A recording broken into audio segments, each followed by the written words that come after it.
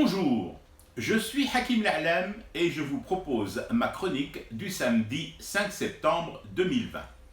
Elle s'intitule « Le pouvoir extraordinaire de ma Casio contrefaçon chinoise ».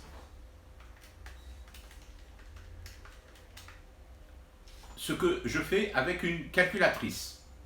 Que voulez-vous faire avec une calculatrice à la main? Je vous le demande. Calculer, bien sûr. Et là, je calcule, oui, je calcule. J'additionne et je multiplie. Cite Liba dit vrai.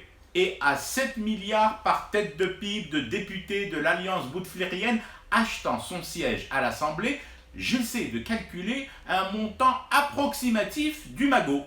Attention, il ne s'agit pas d'accuser tous les députés FLN et RND de trafic et de corruption active en vue d'obtention d'avantages indus. Non, absolument pas.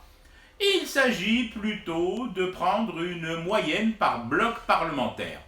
Disons à la louche une vingtaine d'élus de le peuple pour chacun des deux gros blocs. Oui, je sais que c'est une version basse, mais pour le moment ça vaut mieux pour la crédibilité de la démonstration. Donc, restons sur cette version basse de 20 du FLN plus 20 du RND qui auraient ainsi payé 7 milliards chacun pour pouvoir poser le popotin sur le beau cuir rembourré des fauteuils de l'APN.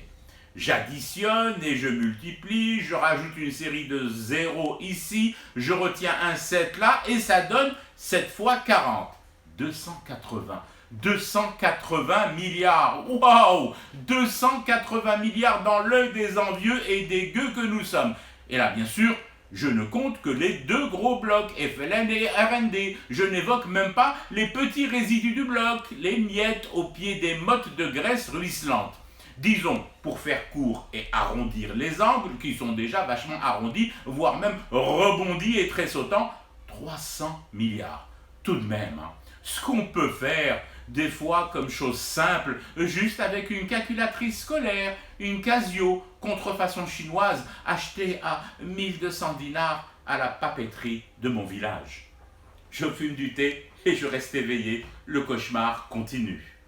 C'était Hakim L'A'lam, je vous donne rendez-vous demain pour une autre chronique et pour un autre jour d'espoir et de vie arraché au virus grâce aux gestes barrières et aux règles de distanciation sociale.